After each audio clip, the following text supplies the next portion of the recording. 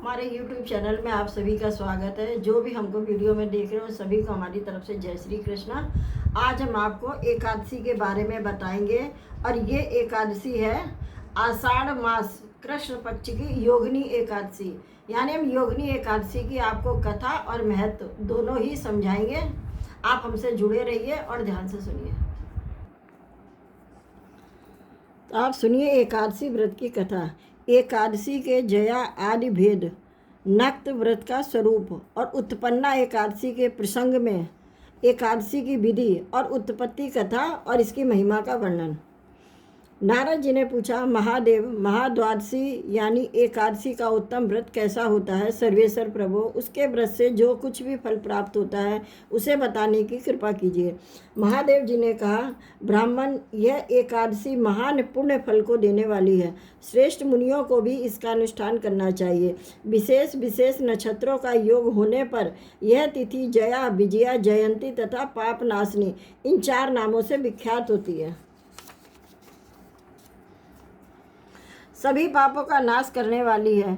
इसका व्रत अवश्य करना चाहिए। जब शुक्ल पक्ष की एकादशी को पुनर्वसु नक्षत्र हो तो वह उत्तम तिथि जया कहलाती है। उसका व्रत करके मनुष्य निश्चय ही पाप से मुक्त हो जाता है।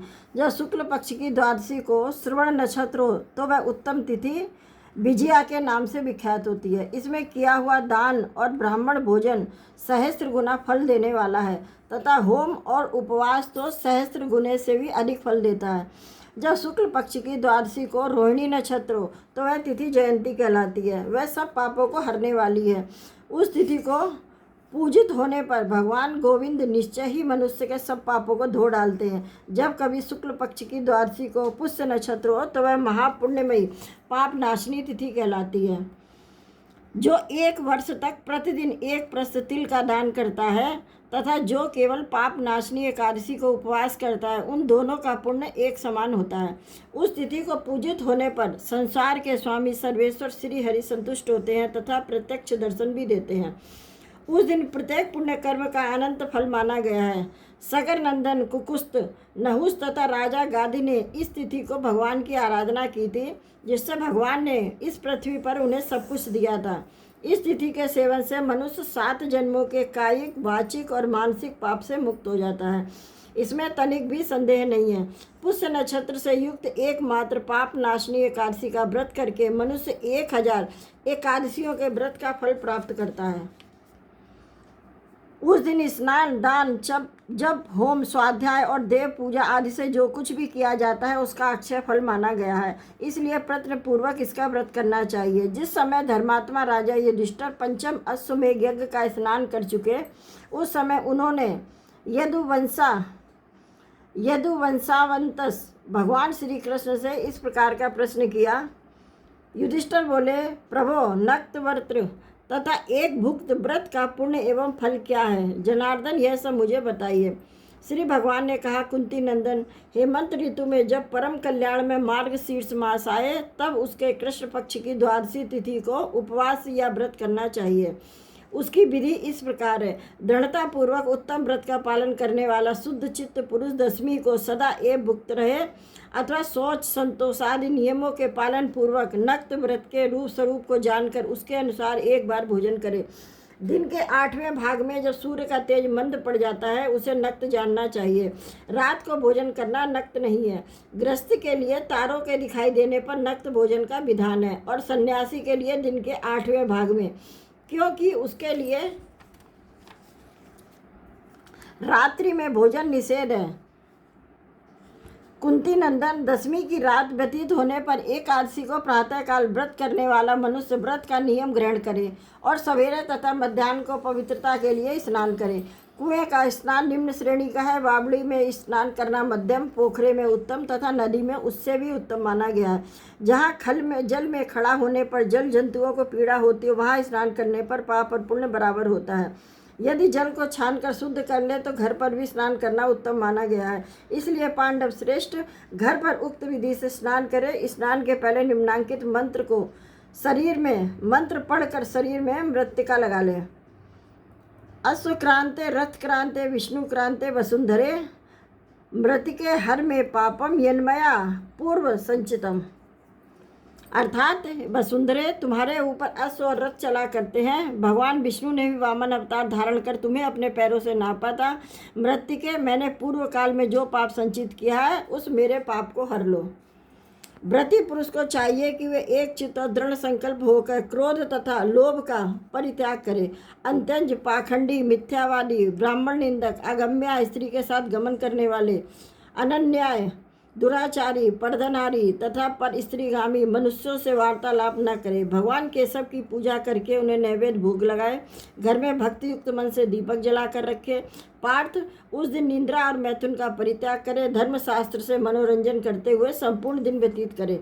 नृप श्रेष्ठ, भक्ति युक्त होकर रात्रि में जागरण करे। ब्राह्मणों को दक्षिणा दे और प्रणाम करके उनसे त्रुटियों के लिए क्षमा मांगे। जैसी कृष्ण पक्ष की एकादशी है वैसी ही शुक्ल पक्ष की भी एकादशी है। इसी विधि से उसका भी व्रत करना चाहिए। पार्थ, द्विज को उचित है वह शुक्ल और कृष्ण पक्षी के एकादशी के व्रती लोगों में भेद बुद्धि न उत्पन्न करे। संकोधार तीर्थ में स्नान करके भगवान गदाधर दर्शन करने से जो पुण्य प्राप्त होता है तथा संक्रांति के अवसर पर 4 लाख का दान देकर जो पुण्य प्राप्त किया जाता है वह सब एकादशी व्रत की 16वीं कला के बराबर भी नहीं है। प्रवास क्षेत्र में चंद्रमा और सूर्य के ग्रहण के अवसर पर स्नान दान से जो पुण्य होता है वह निश्चय ही एकादशी को उपवास करने वाले मनुष्य को मिल जाता है। केदार क्षेत्र में जल पीने से पुनर्जन्म नहीं होता। एकादशी का भी ऐसा ही महत्व है। यह भी गर्भवास का निवारण करने वाली है। पृथ्वी पर अश्वमेध यज्ञ का जो फल होता है उससे 100 गुना अधिक फल एकादशी व्रत करने वालों को मिलता है। जिसके घर में तपस्वी एवं श्रेष्ठ भोजन ब्राह्मण भोजन करते हैं उसको जिस फल की प्राप्ति होती है वह एकादशी व्रत करने वालों को अवश्य मिलती है। वेदांगों के पारगामी विद्वान ब्राह्मण को सहस्त्र गोदान करने से जो पुण्य मिलता है उससे 100 गुना पुण्य एकादशी व्रत करने वालों को प्राप्त होता है। इस प्रकार व्रती को वह पुण्य प्राप्त होता है जो देवताओं के लिए भी दुर्लभ है। रात को भोजन कर लेने पर उससे आधा पुण्य प्राप्त होता है तथा दिन में भोजन करने से देहधारियों को नक्त भोजन का आधा फल मिलता है। जीव जब तक भगवान विष्णु के प्रिय दिवस एकादशी को उपवास नहीं करता तभी तक तीर्थ दान और नियम अपने महत्व की गर्जना करते हैं। इसलिए पांडव श्रेष्ठ, तुम इस व्रत का अनुष्ठान करो। कुंती नंदन, यह गोपनीय एवं उत्तम व्रत है जिसका मैंने तुमसे वर्णन किया है। हजारों यज्ञों का अनुष्ठान भी एकादशी व्रत की तुलना नहीं कर सकता। युधिष्ठिर ने पूछा, भगवान पुण्यमयी एकादशी तिथि कैसे उत्पन्न हुई और इस संसार में क्यों पवित्र मानी गई तथा देवताओं को कैसे प्रिय हुई? श्री भगवान बोले, कुंती नंदन, प्राचीन समय की बात है। सतयुग में मुर नामक एक दानव रहता था। वह बड़ा ही अद्भुत, अत्यंत रौद्र तथा संपूर्ण देवताओं के लिए भयंकर था। उस काल रूपधारी दुरात्मा महासुर ने इंद्र को भी जीत लिया था। संपूर्ण देवता उससे परास्त होकर स्वर्ग से निकाले जा चुके थे और संकित तथा भयभीत होकर पृथ्वी पर विचरा करते थे। एक दिन सब देवता महादेव जी के पास गए। वहाँ इंद्र ने भगवान शिव के आगे सारा हाल कह सुनाया। इंद्र बोले, महेश्वर, ये देवता स्वर्गलोक से भ्रष्ट होकर पृथ्वी पर विचर रहे हैं। मनुष्यों में रहकर इनकी शोभा नहीं होती है। देव, कोई ऐसा उपाय कहिए, देवता किसका सहारा लें? महादेव जी ने कहा, देवराज, जहाँ सबको शरण देने वाले, सबकी रक्षा में तत्पर रहने वाले जगत के स्वामी भगवान गरुड़ ध्वज विराजमान है, वहाँ जाओ, वे तुम लोगों की रक्षा करेंगे। भगवान श्री कृष्ण कहते हैं, युधिष्ठिर, महादेव जी की बात सुनकर परम बुद्धिमान देवराज इंद्र संपूर्ण देवताओं के साथ वहाँ गए। भगवान गदाधर क्षीर सागर के जल में सो रहे थे। उनका दर्शन करके इंद्र ने हाथ जोड़कर स्तुति आरंभ की। इंद्र बोले, देव देवेश्वर, आपको नमस्कार है। देवता और दानव दोनों ही आपकी वंदना करते हैं। पुंडरीकाक्ष, आप दैत्यों के शत्रु हैं। मधुसूदन, हम लोगों की रक्षा कीजिए। जगन्नाथ, संपूर्ण देवता मुर नामक दानव से भयभीत होकर आपकी शरण में आए हैं। भगत वत्सल, हमें बचाइए। देव देवेश्वर, हमें बचाइए। जनार्दन, हमारी रक्षा कीजिए। दानवों का विनाश करने वाले कमल नयन, हमारी रक्षा कीजिए। प्रभु, हम सब लोग आपके समीप आए हैं, आपकी ही शरण में आ पड़े हैं। भगवान, शरण में आए हुए देवताओं की सहायता कीजिए। देव, आप ही पति, आप ही मति और आप ही कर्ता और आप ही कारण हैं। आप ही सब लोगों की माता और आप ही इस जगत के पिता हैं।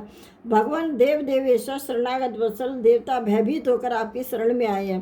प्रभु, अत्यंत उग्र स्वभाव वाले महाबली मुर नामक दैत्य ने संपूर्ण देवताओं को जीत कर इन्हें स्वर्ग से निकाल दिया है। इंद्र की बात सुनकर भगवान विष्णु बोले, देवराज, यह दानव कैसा है, इसका रूप और बल कैसा है तथा इस दुष्ट के रहने का स्थान कहाँ है। इंद्र बोले, देवेश्वर, पूर्व काल में ब्रह्मा जी के वंश में तालजंग नामक एक महान असुर उत्पन्न हुआ था जो अत्यंत भयंकर था। उसका पुत्र मुर दानव के नाम से विख्यात हुआ। वह भी अत्यंत उत्कट, महापराक्रमी और देवताओं के लिए भयंकर है। चंद्रावती नाम से प्रसिद्ध एक नगरी है, उसी में स्थान बनाकर वह निवास करता है। उस दैत्य ने समस्त देवताओं को परास्त करके स्वर्ग लोक से बाहर कर दिया। उसने एक दूसरे ही इंद्र को स्वर्ग के सिंहासन पर बैठाया है। अग्नि, चंद्रमा, सूर्य, वायु तथा वरुण भी उसने दूसरे ही बनाए हैं। हे जनार्दन, मैं सच्ची बात बता रहा हूँ, उसने सब कोई दूसरे ही कर लिए हैं। देवताओं को तो उसने प्रत्येक स्थान से वंचित कर दिया है। इंद्र का कथन सुनकर भगवान जनार्दन को बड़ा दुख हुआ। वे देवताओं को साथ लेकर चंद्रावतीपुरी में गए। वह देवताओं ने देखा कि दैत्यराज बारंबार गर्जना कर रहा है। उससे परास्त होकर संपूर्ण देवता दसों दिशाओं में भाग गए। अब वह दानव भगवान विष्णु को देखकर बोला, खड़ा रहे, खड़ा रहे। उसकी ललकार सुनकर भगवान के नेत्र लाल हो गए। वे बोले, अरे दुराचारी दानव, मेरी इन भुजाओं को देख। यह कहकर विष्णु ने अपने दिव्य बाणों से सामने आए हुए दुष्ट दानवों को मारना शुरू कर दिया। दानव भय से बिहल हो उठे। पांडुनंदन तत्पश्चात श्री विष्णु ने दैत्य सेना पर चक्र का प्रहार किया। उससे छिन्न भिन्न होकर सैकड़ों योद्धा मौत के मुख में चले गए। इसके बाद भगवान मधुसूदन बद्रिका आश्रम चले गए। वहाँ सिंगावती नाम की गुफा थी जो 12 योजन लंबी थी। पांडुनंदन उस गुफा में एक ही दरवाजा था। भगवान विष्णु उसी में सो रहे थे। दानव मुर भगवान को मार डालने के उद्योग में लगा था। वह उनके पीछे लगा रहा। वहाँ पहुंचकर उसने भी उसी गुफा में प्रवेश किया। वहाँ भगवान को सोते देखकर उसे बड़ा हर्ष हुआ।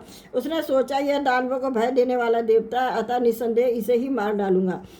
युधिष्ठिर दानव के इस प्रकार विचार करते ही भगवान विष्णु के शरीर से एक कन्या प्रकट हुई जो बड़ी ही रूपवती, सौभाग्यशालिनी तथा दिव्य अस्त्र शस्त्रों से युक्त थी। वह भगवान के तेज अंश से उत्पन्न हुई। उसका बल और पराक्रम महान था। युधिष्ठिर दानव राज मुर ने उस कन्या को देखा। कन्या ने युद्ध का विचार करके दानव के साथ युद्ध के लिए याचना की। युद्ध छिड़ गया। कन्या सब प्रकार की युद्ध कला में निपुण थी। वह मुर नामक महान असुर उसके हुंकार मात्र से राख का ढेर हो गया। दानव के मारे जाने पर भगवान जाग उठे। उन्होंने दानव को धरती पर पड़ा देखा और पूछा, मेरा यह शत्रु अत्यंत उग्र और भयंकर था, किसने इसका वध किया है। कन्या बोली, स्वामिन, आपके ही प्रसाद से मैंने इस महादैत्य का वध कर दिया। श्री भगवान ने कहा, कल्याणी, तुम्हारे इस कर्म से तीनों लोकों के मुनि और देवता आनंदित हुए। अतः तुम्हारे मन में जैसी रुचि हो उसके अनुसार मुझसे कोई वर मांगो। देव दुर्लभ होने पर भी वह वर मैं तुमको दूंगा, इसमें तनिक भी संदेह नहीं है। वह कन्या साक्षात एकादशी ही थी। उसने कहा, प्रभु, यदि आप प्रसन्न हैं तो मैं आपकी कृपा से सब तीर्थों में प्रदान, समस्त विघ्नों का नाश करने वाली, सब प्रकार की सिद्धि देने वाली देवी हूँ। जनार्दन, जो लोग आप में भक्ति रखते हुए मेरे दिन को उपवास करेंगे उन्हें सब प्रकार की सिद्धि प्राप्त हो। माधव, जो लोग उपवास, नक्त अथवा एक भुक्त करके मेरे व्रत का पालन करें उन्हें आप धन, धर्म और मोक्ष प्रदान कीजिए। विष्णु भगवान बोले, कल्याणी, तुम जो कहती हो वह सब पूर्ण होगा। भगवान श्री कृष्ण कहते हैं कि युधिष्ठिर, ऐसा वर पाकर महाव्रता एकादशी बहुत प्रसन्न हुई। दोनों पक्षों की एकादशी समान रूप से कल्याण करने वाली है। इसमें शुक्ल और कृष्ण का भेद नहीं करना चाहिए। यदि उदय काल में थोड़ी सी भी एकादशी, मध्य में पूरी द्वादशी और अंत में किंचित त्रयोदशी हो तो वह त्रिस्पर्शा एकादशी कहलाती है। वह भगवान को बहुत ही प्रिय है। यदि एक तिस्प्रसा एकादशी को उपवास कर लिया जाए तो सहस्त्र एकादशियों का फल प्राप्त होता है तथा इसी प्रकार द्वादशी में पारण करने पर सहस्त्र गुना फल माना गया है। अष्टमी, एकादशी, षष्ठी, तृतीया और चतुर्दशी, ये यदि पूर्व तिथि से विद्ध हो तो उसमें व्रत नहीं करना चाहिए। परिवर्तनीय तिथि से युक्त होने पर ही इनमें उपवास का विधान है। पहले दिन में और रात में भी एकादशी हो तथा दूसरे दिन केवल प्रातःकाल एक दंड एकादशी रहे तो भी पहली तिथि का परित्याग करके दूसरे दिन की द्वादशी युक्त एकादशी को ही उपवास करना चाहिए। यह विधि मैंने दोनों पक्षों की एकादशी के लिए बताई है। जो मनुष्य एकादशी को उपवास करता है वह वैकुंठ धाम में, जहाँ साक्षात भगवान गरुड़ विराजमान हो जाता है। जो मानव हर समय एकादशी के महात्म का पाठ करता है उसे सहस्त्र गोदानों के पुण्य का फल प्राप्त होता है। जो दिन या रात भक्ति पूर्वक इस महात्म्य का श्रवण करते हैं वे निसंदेह ब्रह्म हत्या आदि पापों से मुक्त हो जाते हैं। एकादशी के समान पाप नाशक व्रत कोई दूसरा नहीं है।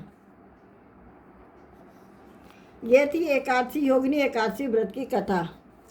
और अब हम इसका बताएंगे आपको महात्म्य। आषाढ़ मास कृष्ण पक्ष की योगिनी एकादशी का महात्म्य। युधिष्ठिर ने पूछा, वासुदेव, आकाश आषाढ़ के कृष्ण पक्ष में जो एकादशी होती है उसका क्या नाम है? कृपया उसका वर्णन कीजिए। भगवान श्री कृष्ण बोले, नृपश्रेष्ठ, आषाढ़ के कृष्ण पक्ष की एकादशी का नाम योगिनी है। यह बड़े बड़े पातकों का नाश करने वाली है। संसार सागर में डूबे हुए प्राणियों के लिए यह सनातन नौका के समान है। तीनों लोकों में यह सारभूत व्रत है। अलकापुरी में राजाधिराज कुबेर रहते हैं। वे सदा भगवान शिव की भक्ति में तत्पर रहते हैं। उनके हेमवाली नाम वाला एक यक्ष सेवक था जो पूजा के लिए फूल लाया करता था। हेममाली की पत्नी बड़ी सुंदर थी। उसका नाम विशालाक्षी था। वह यक्ष कामपास में आबद्ध होकर सदा अपनी पत्नी में आसक्त रहता था। एक दिन की बात है, हेममाली मानसरोवर से फूल लाकर अपने घर में ही ठहर गया और पत्नी के प्रेम का रसास्वादन करने लगा। अतः कुबेर के भवन में न जा सका। इधर कुबेर मंदिर में बैठकर शिव का पूजन कर रहे थे। उन्होंने दोपहर तक फूल आने की प्रतीक्षा की। जब पूजा का समय व्यतीत हो गया तो यक्षराज ने कुपित होकर सेवकों से पूछा, यक्षों, दुरात्मा हेममाली क्यों नहीं आ रहा? इस बात का पता लगाओ। यक्षों ने कहा, राजन, वह तो पत्नी की कामना में आसक्त अपनी इच्छा के अनुसार घर में ही रमण कर रहा है। उनकी बात सुनकर कुबेर क्रोध में भर गया। तुरंत ही हेममाली को बुलवाया। देर हुई जानकर हेममाली के नेत्र भय से व्याकुल हो रहे थे। वह आकर कुबेर के सामने खड़ा हुआ। उसे देखकर कुबेर की आंखें क्रोध से लाल हो गई। वे बोले, ओ पापी, ओ दुष्ट, ओ दुराचारी, तूने भगवान की अवहेलना किया। अतः कोढ़ से युक्त अपनी उस प्रियतमा से वियुक्त होकर इस स्थान से भ्रष्ट होकर अन्यत्र चला जा। कुबेर के ऐसा कहने पर वह उस स्थान से नीचे गिर गया। उस समय उसके हृदय में महान दुख हो रहा था। कोड़ों से सारा शरीर पीड़ित था, परंतु शिव पूजा के प्रभाव से उसकी स्मरण शक्ति लुप्त नहीं होती थी। पातक से दवा होने पर वह अपने पूर्व कर्म को याद रखता था। तदंतर इधर उधर घूमता हुआ वह पर्वतों में श्रेष्ठ मेरुगिरी के शिखर पर गया। वहाँ उसे तपस्या के पुंज मुनिवर मार्कंडेय जी का दर्शन हुआ। पाप कर्मा यक्ष ने दूर से ही मुनि के चरणों में प्रणाम किया। मुनिवर मार्कंडेय ने उसे भय से कांपते देखकर परोपकार की इच्छा से निकट बुलाकर कहा, तुझे कोढ़ के रोग ने कैसे दबा लिया? तू क्यों इतना अधिक निंदनीय जान पड़ता है? यक्ष बोला, मुने, मैं कुबेर का अनुचर हूँ। मेरा नाम हेममाली है। मैं प्रतिदिन मानसरोवर से फूल ले आकर शिव पूजा के समय कुबेर को दिया करता था। एक दिन पत्नी सहवास के सुख में फंस जाने के कारण मुझे समय का ज्ञान नहीं रहा। अतः राजाधिराज कुबेर ने कुपित होकर मुझे श्राप दे दिया, जिससे मैं कोढ़ से आक्रांत होकर अपनी प्रियतमा से बिछुड़ गया। मुनि श्रेष्ठ, इस समय किसी शुभ कर्म के प्रभाव से मैं आपके निकट पहुंचा हूँ। संतों का चित्त स्वभावता परोपकार में लगा रहता है। यह जानकर मुझ अपराधी को कर्तव्य का उपदेश दीजिए। मार्कंडेय जी ने कहा, तुमने यहाँ सच्ची बात कही है, असत्य भाषण नहीं किया, इसलिए मैं तुम्हें कल्याणप्रद व्रत का उपदेश करता हूँ। तुम आषाढ़ के कृष्ण पक्ष में योगिनी एकादशी का व्रत करो। इस व्रत के पुण्य से तुम्हारी कोढ़ निश्चय ही दूर हो जाएगी। भगवान श्री कृष्ण कहते, ऋषि के ये वचन सुनकर हेममाली दंड की भांति मुनि के चरणों में पड़ गया। मुनि ने उसे उठाया, इससे उसको बड़ा हर्ष हुआ। मार्कंडेय जी के उपदेश से उसने योगिनी एकादशी का व्रत किया, जिससे उसके शरीर का कोढ़ दूर हो गया। मुनि के कथानुसार उस उत्तम व्रत का अनुष्ठान करने पर वह पूर्ण सुखी होगा। नृपश्रेष्ठ, यह योगिनी का व्रत ऐसा बताया गया है, जो 88,000 ब्राह्मणों को भोजन कराता है, उसके समान ही फल उस मनुष्य को मिलता है जो योगिनी एकादशी का व्रत करता है। योगिनी महान पापों को शांत करने वाली और महान पुण्य फल देने वाली है। इसके पढ़ने और सुनने से मनुष्य सब पापों से मुक्त हो जाता है। ये था योगिनी एकादशी की कथा और उस व्रत का महात्म। तो हम यहीं पर समाप्त करते हैं कथा।